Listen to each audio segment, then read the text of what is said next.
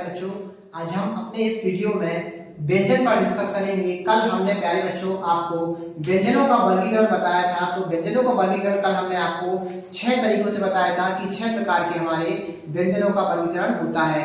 आज हम आपको बताएंगे उच्चारण स्थान के आधार पर व्यंजन वर्ण, है ना।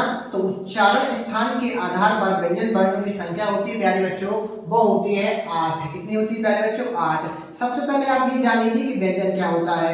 तो व्यंजन वे वर्ण होते हैं जो स्वर की सहायता से बोले जाते हैं, अर्थात स्वर की सहायता से बोले जाने वाले वर्ण व्यंजन वर्ण हमारे कहलाते हैं। प्यारे बच्चों, आज हम देखेंगे उच्चारण स्थान के आधार पर व्यंजन वर्ण। तो प्यारे बच्चों, उस उच्चारण स्थान के आधार पर व्यंजन वर्ण होते हैं हमारे 8। कितने होते हैं? 8। सबसे पहले होता है हमारा कंठ, अर्थात कंठ इसको बोलते हैं, हिंदी में कंठ बोलते हैं। तो कंठ क्या होता है? तो जिन वर्णों के उच्चारण में कंठ मदद करता है उन्हें हम बोलते हैं कंठ, है ना। कंठ व्यंजन वर्ण, है ना।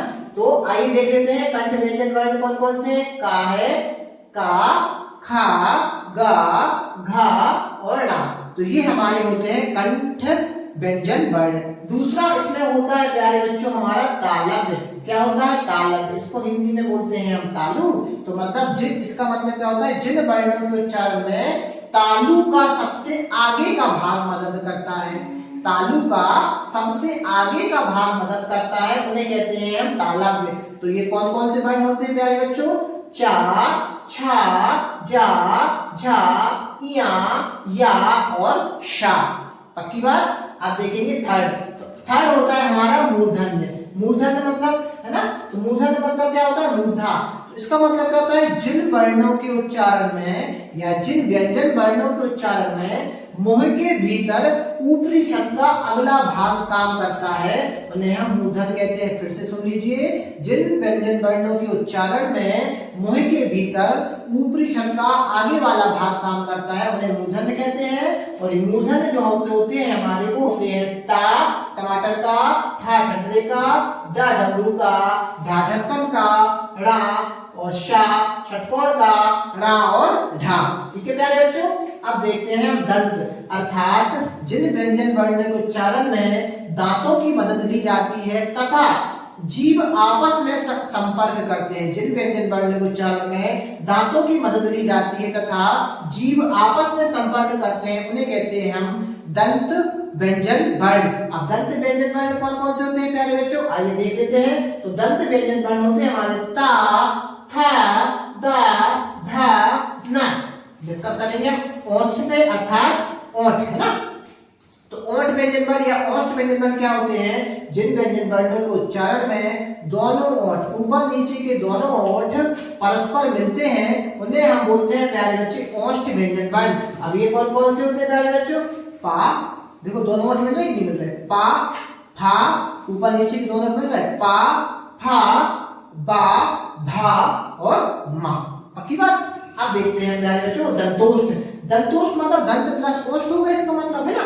तो जिन व्यंजन वर्णों के उच्चारण में ऊपर के दांत नीचे के ओठों को संपर्क करते हो, ऊपर के दांत, ये वाले जो दांत है और ये वाले जो ओठ है संपर्क करते हैं उन्हें बोलते हैं हम दंतोष्ठ। ऊपर के दांत नीचे के ओठों को संपर्क करते हो उन्हें बोलते हैं दंतोष्ठ। तो देख लीजिए, वाह वाह वाह, है ना। आप बोल के देखिए, आपको याद हो जाएंगे।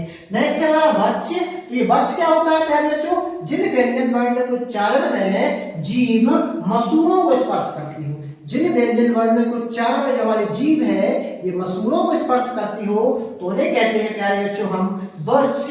अब वत्स क्या क्या होते हैं हमारे? सा, रा और ला। ठीक है प्यारे बच्चों, मसूड़ों को स्पर्श करती है। आप व्यंजन वर्ण बोल के देखिए, आपको बिल्कुल याद हो जाएंगे। अब लास्ट देखते हैं हम काकल्य व्यंजन वर्ण। तो काकल्य व्यंजन वर्ण क्या होता है? जिन व्यंजन वर्णों के उच्चारण में वायु तब बाहर निकलेगी, जिन व्यंजन वर्ण के उच्चारण में वायु मुख से तब बाहर निकलेगी जब पेट बाहर से अंदर की ओर जाएगा। जिन व्यंजन वर्णों के उच्चारण में वायु तब बाहर निकलेगी मुंह से जब पेट बाहर से अंदर की ओर जाएगा। जैसे हा, बोल लिखना हा। ठीक है ना बच्चों। तो जो आपके काकल्य वर्ण होते हैं ये होते हैं दो। एक होता है अहा, हा, आहा, आप बोल के देखना, आपको समझ में आ जाएगा प्यारे बच्चों। तो ये था हमारा उच्चारण स्थान के आधार पर व्यंजन वर्ण। अगर आपको वीडियो समझ में आता है प्यारे बच्चों तो वीडियो को लाइक करें और चैनल को आप सब्सक्राइब करें और ज्यादा से ज्यादा लोगों को शेयर करें। धन्यवाद।